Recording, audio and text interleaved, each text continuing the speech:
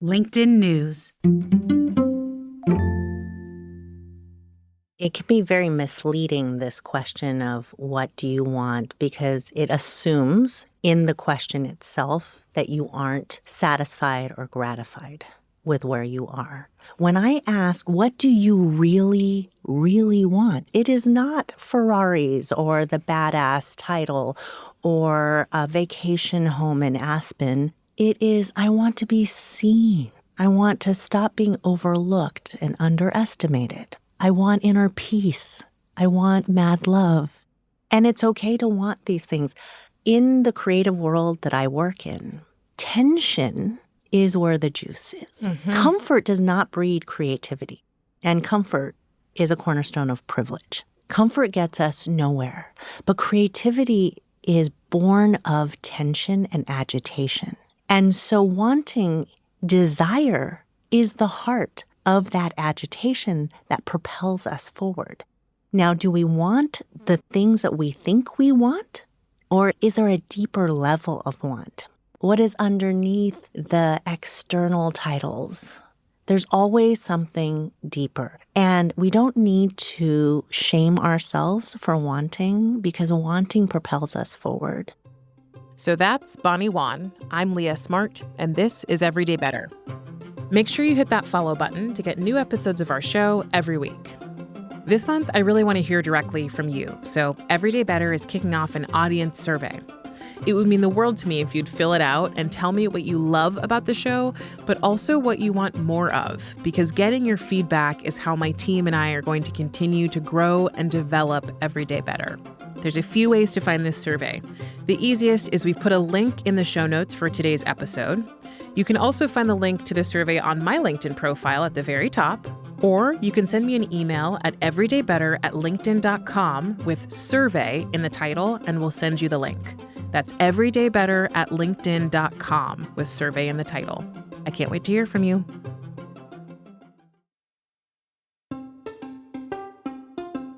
Hey everyone, from LinkedIn News, I'm Leah Smart, and this is Everyday Better, a personal development podcast where every week I sit down with some of the world's brightest minds and bravest hearts who use science and story to share strategies for how we can flourish individually, in relationship to others, and to the world around us.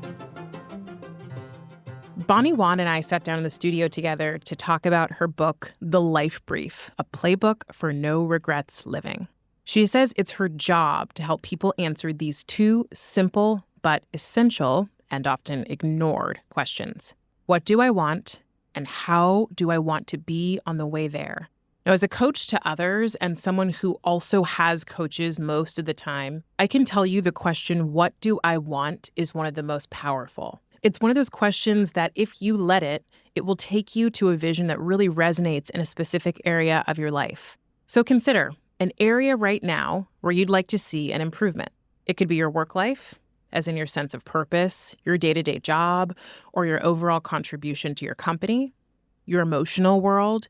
Maybe you want to feel more positive emotions, more gratitude, or develop a stronger mindset, or your physical health. Maybe you want to get into better shape, get more sleep, stop beating yourself up about not being in shape, or have more energy. Whatever it is, pick it and ask yourself this question. What do I want when it comes to that thing? Not what do my colleagues want, my friends, my partner, my kids, my parents, or society want, but what do I want? Now, most of us, I find, can't break past the limits of our own minds here. We get stuck. It can feel hard and scary to admit what we really want, but just try it. If that idea, that thing that popped into your head that you want, gave you a rush of energy, a feeling of excitement, or had some magnetism, I'm going to encourage you not to run off and set a bunch of goals around it yet. You need a brief for it, a clear vision that acts as a guide for what you want and how you want to show up, or who you want to become on the way there, versus a set of goals and things to do. It starts by getting messy, then getting clear, and distilling your idea down to a short sentence, and finally, getting active. Here's Bonnie.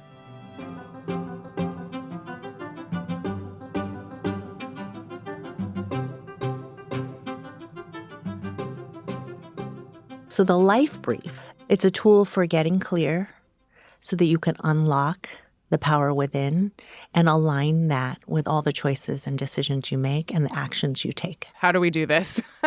So let's back up for a second. As a career brand strategist, the tool that is at the center of what I use and what all strategists use in the creative world is called a creative brief. So it is a highly distilled, single-minded, single-page document, right? Usually when we study categories and we study companies within those categories, there's a lot of data. There's a lot of research. We talk to a lot of people. But what we're looking for is, where is the meaning? Where is the essence? If we could distill all that noise and get to the essence and break it down into a single idea that is so easy to understand and so memorable. So I call it sharp and sticky. So memorable that it's always on the leader's mind. It's on every employee's mind. It's on every partner's mind and even the audience that they're trying to reach, right? When we have that shared sense of what a company or a brand stands for, then we can create and innovate all kinds of things from that place. But when we're muddy, when we're unclear, we just become wallpaper. No one knows why to choose us.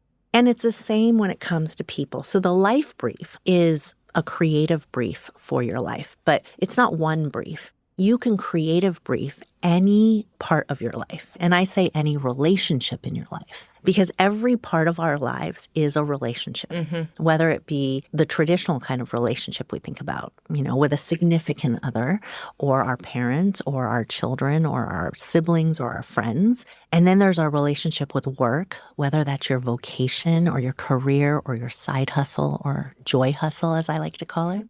Or, really importantly, our relationship with ourselves, how we nourish and nurture ourselves, how we feed and fuel ourselves, and then, of course, our relationship with our communities or the causes that wake us up in the middle of the night that we deeply care about, but we don't know how to invest in or participate in.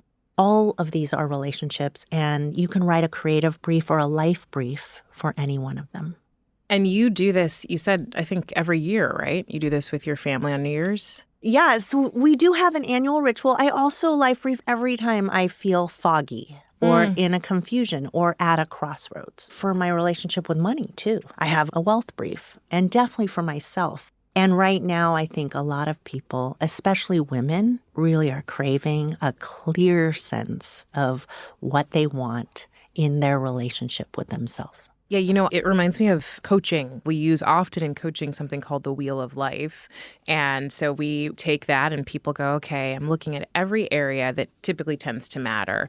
There are different topics on different wheels of life, but typically you find money, relationships, family, work, etc. And what people do is they go through the wheel of life and they rate on a scale of 0 to 10 how satisfied they are in each of those areas today. And when I'm working with someone, I say, okay, so then what would it take for you to get to where you want to be? That's exactly it. Right.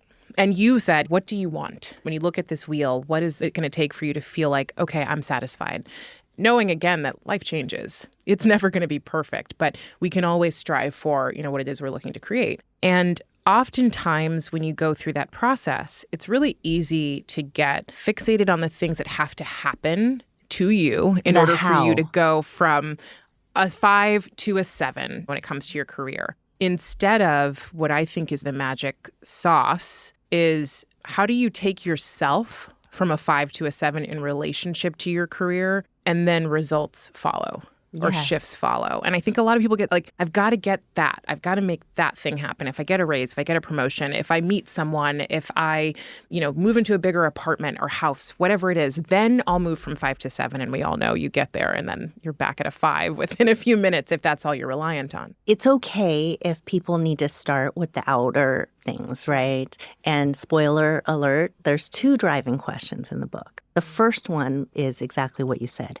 What do you want? It's an easy way in for people because it's a familiar question, but it's daunting because the way I ask it is not, what do you feel like, or what do your parents want for you? Because those are typically the first answers. Or what do you think you want? It's in your heart of hearts. What do you want? Even if you haven't allowed yourself to admit it to yourself yet. But the second driving question is, how do you want?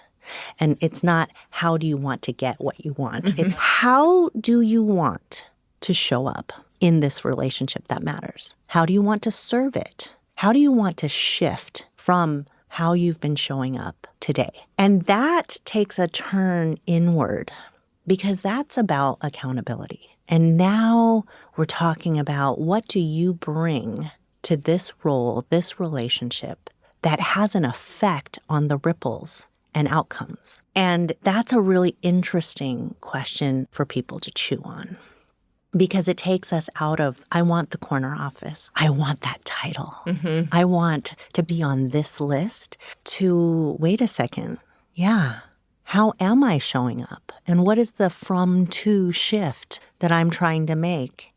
And what happens when I allow myself to make that shift? And that's where we see the unfolding. How I've seen it happen in my life is when I shift how I show up in the world, it becomes an invitation for everyone around me to shift how they show up and interact with me. What do you mean by that? I say that the life brief saved my marriage not once, but twice. So the second time, he had asked me a really terrifying question. Are you still madly in love with me? And what jumped up out of my chest and just to the tip of my tongue, and I was smart enough not to let it out, was no. 17 years, 4 kids, 3 or 4 moves later, no. But I deflected. I'm very good at that. In business, you have to be on your toes. So I said, what do you mean, mad love? What? That's a teenage thing. You mean puppy love? That doesn't happen to people who have been married this long, et cetera, et cetera. But that question stuck. It sunk in and stirred and haunted me. And I had to get to the bottom of, do I want mad love with my husband, even though I don't believe it's possible? And I won't go through all the details around that. But eventually I did. I said yes, and I wrote it in my brief. And that was the boldest brief I ever wrote. Wow. Because I absolutely, in every cell of my body, believed there was no way to recapture that feeling. But I thought I'd die inside if I didn't experience that feeling ever again. But the first act coming out of writing that brief was so simple. We had a routine where he would hand me a beautifully crafted cup of coffee as I flew out the kitchen door with our 3rd child in tow, and I was already usually on a phone call. I just grabbed the coffee and leave. But after writing that life brief, I stopped. I looked him in the eyes and I said, thank you. And I leaned in for a kiss. And the shock on his face, it's still tattooed in my brain. The shock on my child's face, she just sensed something was different. And I got in the car and I thought, wow. I just did that. Why am I not doing that? That's just so simple. And I decided I'm going to do that every morning. And so I did that every morning. It took 5 seconds. And then he started showing up differently too. He held my hand in the grocery store. So who holds hands shopping? But he held my hand. I was working late in bed one night. He leaned over, and that dance just started a snowball effect. It turned the corner, but it started with such a simple act of appreciation. You know what's funny is, like you say, it's so small, but I do think with some of our most intimate or close relationships, it's those small acts of bravery that can change everything. Like, wait a second, we just opened up a possibility that wasn't here an hour ago, 10 minutes ago.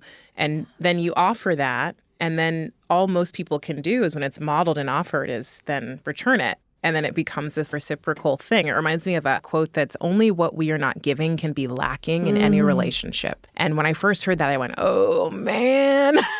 He's talking about accountability. Here we are. That is so deep. That is exactly it. I was withholding. Yes, he was too. But when I initiated and unlocked that gate, it was an invitation to him. It gave him permission to lean in too. And 3 weeks later, we were in the redwoods.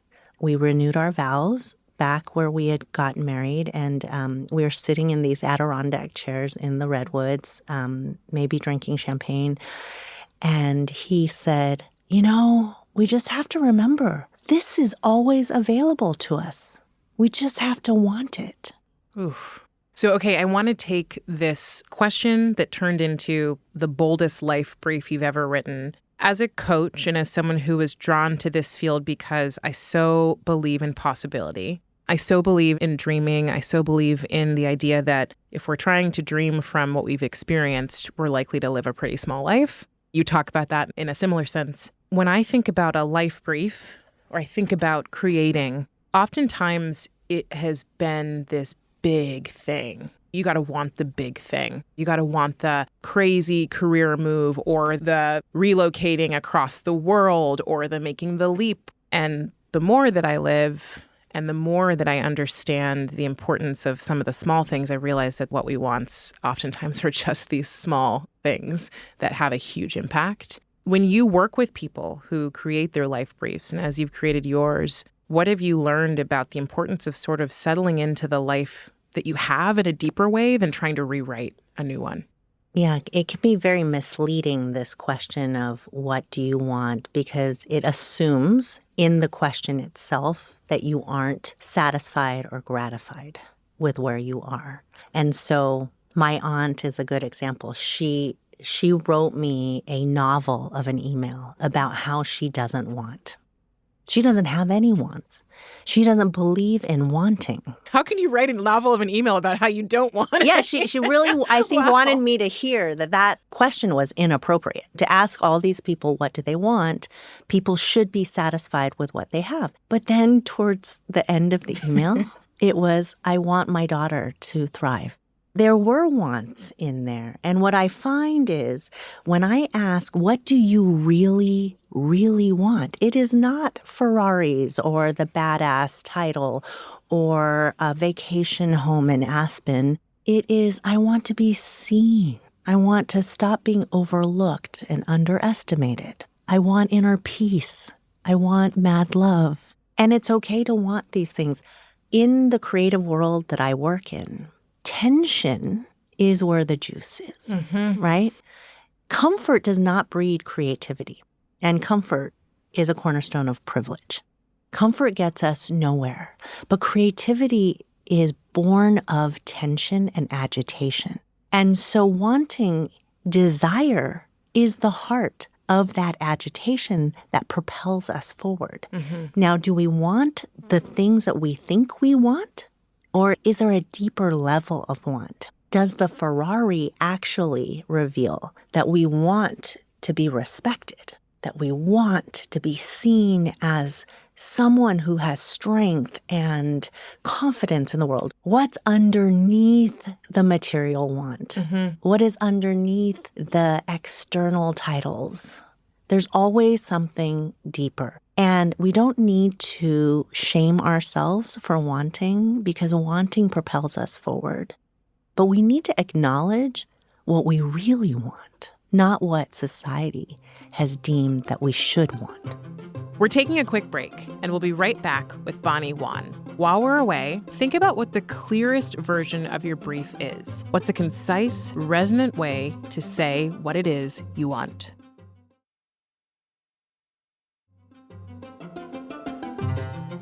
And we're back with Bonnie Wan. The respect piece is interesting to me because I think it is, we want to be seen. And you said something like, we don't want to be undermined. We want to be valued. We want to be respected. Yesterday, funny enough, I was talking to a close friend who is also a coach. Her focus is communications coaching. And we were talking about this improv exercise that is pretty simple. It's imagining that you walk into a room and you are the least important person in the room. Like, it's a zero. You walk in and everybody around you is more important. And when you do that, the whole purpose is to notice what happens to you. Like, what happens to your body? How much space do you take up or do you not take up? And then doing the same exercise along that sliding scale. When you're at a 10, what does that look like? You know, who are you? How does your gait change? How does how long you hold eye gaze change? I mean, all of those things. And I'd never heard this exercise before. And so this morning on the train, I tried it. It was really hard. And I just noticed my shoulders went really small. Yeah. And my body went really small. I was standing up and it was uncomfortable. I couldn't hold it for very long. And then I imagined I was a 7. Like I'm not the most important person, but I feel pretty good. And my shoulders went back and my chest went back and I was willing to look around the train. And it reminds me of the conversation of what I think all of us are looking for, and Yeah. it's not that I need to have the most important job or the most expensive clothes or the best house or any of these things. It's that I need to feel inside like I am my own version of really like at a 9, I'm happy. But me opening up and accepting that means, like you mentioned before, I invite other people to show up in whatever their 9 is. And that for me felt like the goal. I want to get back to that really powerful exercise. And I see this in the corporate world. Equity is really important to me as a value, especially as a woman, as a non-white woman. Mm-hmm.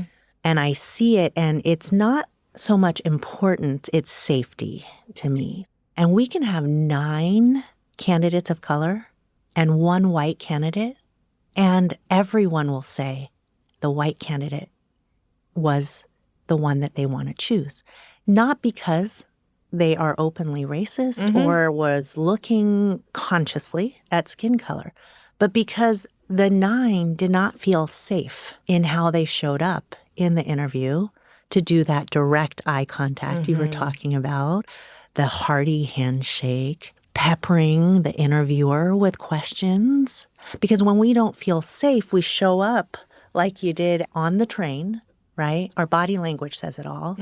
We don't want to look authority in the eye. We know what happens or has happened in past times when we did that. We knew the cost of it. And so these are the things I want more of us to be talking about. It's not just about the numbers that we count. How many candidates? Sure, 9 out of 10 is great. Right. But do we understand what's actually happening when those 9 people come in the room and how they show up? Because they are on that scale. And that scale, if you are a 9 or a 10 versus a 3 or a 5, it's going to have a different effect on the takeaway.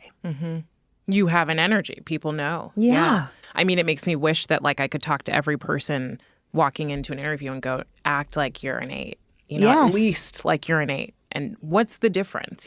It's a tough but really important experiment that you can play with to go, okay, this is me here and this is me there, right? It's like all of those little things that you realize about yourself that I think contribute to this, that contribute to the idea of what's in your life brief, because what do you believe you deserve? And those are 2 very different things. We can all put some imaginary life together that we don't connect to because we don't think that we deserve that life, whatever it is. And we can also then say, what would it feel like to actually embody this truth of what I'm putting in this life brief and show up with that? And when you get clear, really clear, and so the book invites a certain kind of clarity, right? Because when we write down, that's the exercise here. Write down your declaration of what you want. And a declaration because only you know when you have your life brief, when you've written it and it's finished, because it gives you this feeling when you read it back to yourself. Yeah. I'm ready for this. I choose this. So that present language and writing a sentence that is so declarative that you might put an exclamation mark on the end of it, and then it's in your bones. It's tattooed in your heart. So automatically it shifts how you show up. So it's almost like having the number 8. But that might be your life brief. I'm going to always show up as an 8 or higher. I'm ready to be an 8 or higher. Ooh, so even that could be it. Yeah. That's the declaration. Interesting. So tell me about the steps or the phases, because you talk about get messy, get clear, get active. So pre-declaration, what happens in the get messy phase? Well, I find that when I ask the question, what do you want? What do you really, really want? A lot of people just are terrified. They're like, I don't know. My mind just went blank. Or it's a dangerous and forbidden question for a lot of people. And there's a lot of unpacking there, Either my parents told me never to ask that question. It will always lead to disappointment. Or as an Asian woman, society comes first, family comes next. As a woman, I'm last. Don't ask that question. I know women of all shapes and sizes who have some story as to why they are not allowed to ask that question. So the first part is about getting messy. And so if that question isn't unlocking for you, there's so many prompts and penetrating questions to help dig underneath, to peel back the layers so that you can get to your answers. But a lot of other stuff is going to come up. The distractions, the drama, the circumstantial stuff, the looping stories in your head that might be standing in your way. So getting messy is getting it all up and out of yourself so that you can have it in front of you in writing. Because when it's in writing, we create emotional distance. When it's in our head, there's only so much space, and we're going to repeat the same stories again and again. When we put it out on writing, now we can look at it with curiosity, and we have more space in our minds for new ideas, new epiphanies, new stories. And when you have all that mess laid out, now you can sort it and zero in on the most sacred, non-negotiable stuff in your life. And that's the clay that begins the next phase, which is getting clear.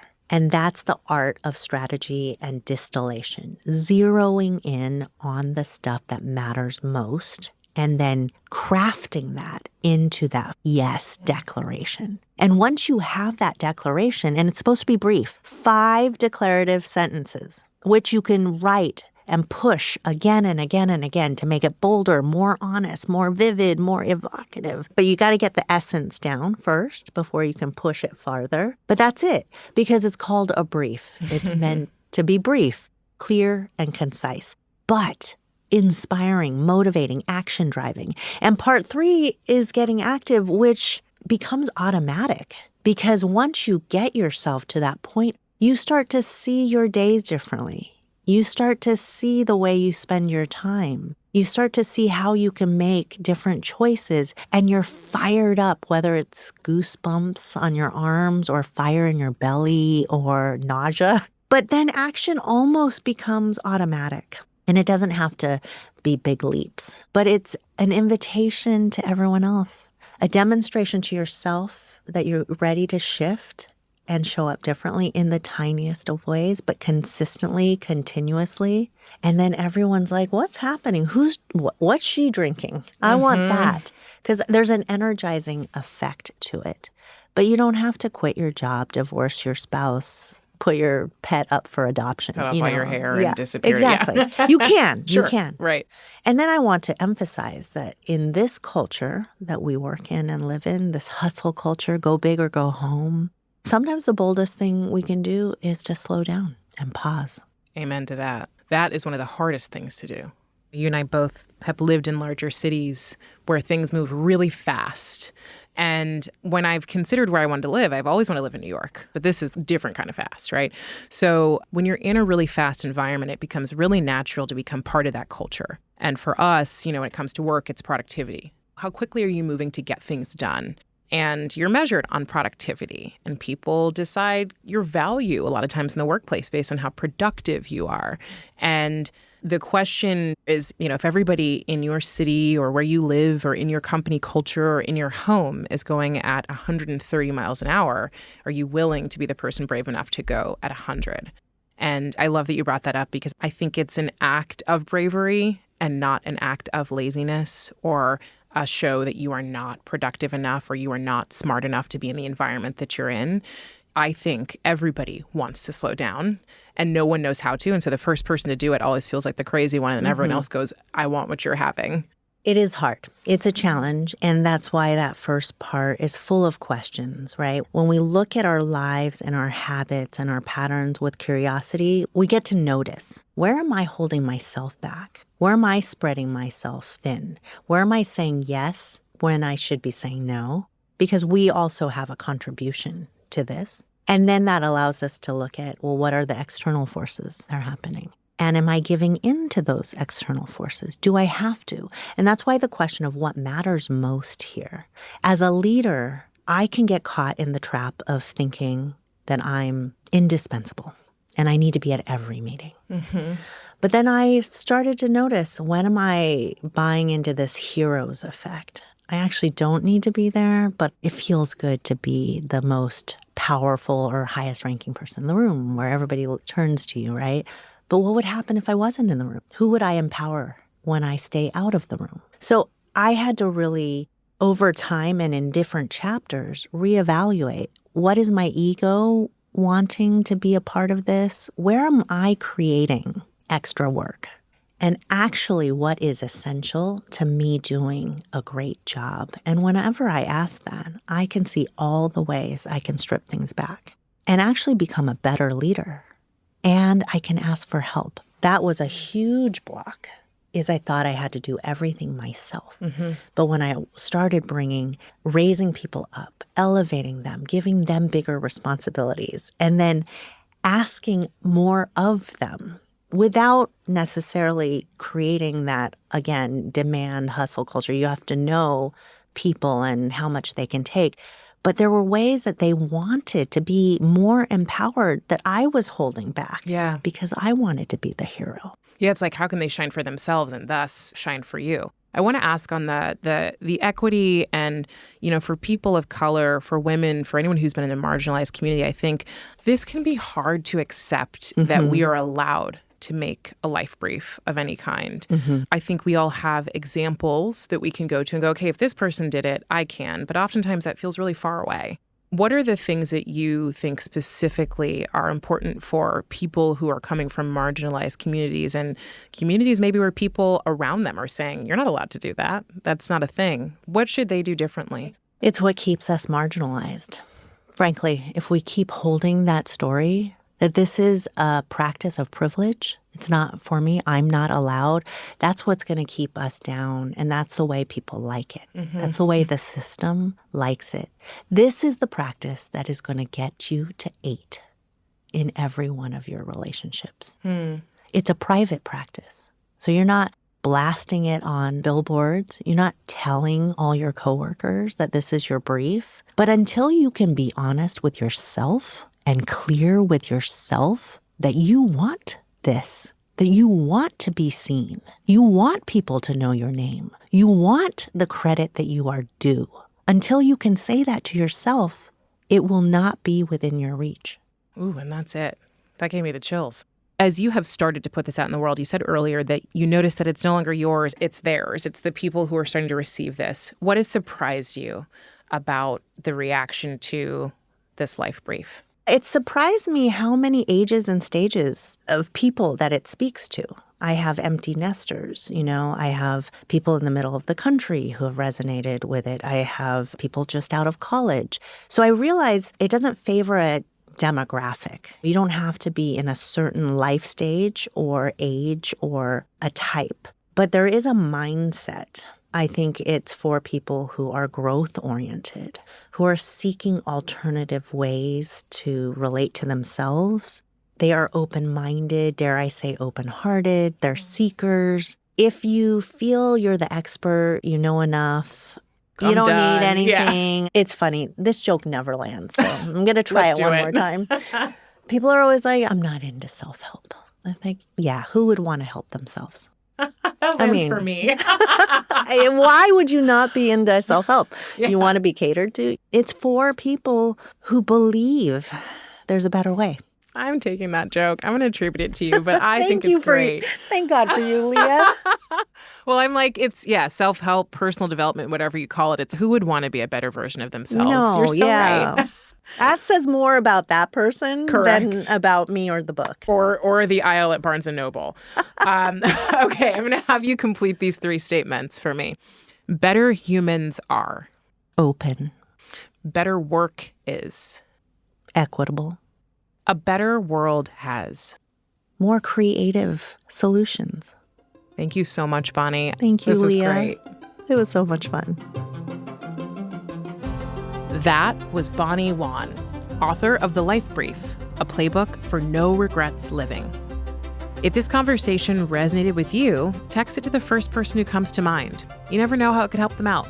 And support other people like you in finding our show by leaving us a rating before you go. While you're at it, write a 1-sentence review telling me and the team what you love about Everyday Better. And as always, you can get me in your inbox by signing up for my weekly personal development newsletter, giving you practical tips on how to level up with small steps every day.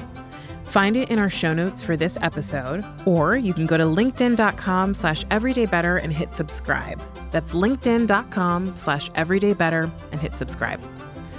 Everyday Better is a production of LinkedIn News. The show is produced by Grace Rubin and Emily Reeves. Asaf Gadron is our sound engineer. He makes sure we sound good in the studio. Joe DeGiorgi mixed our show. Enrique Montalvo is the executive producer of LinkedIn Editorial Productions. Dave Pond is head of news production. Courtney Coop is head of LinkedIn Original Audio and Video.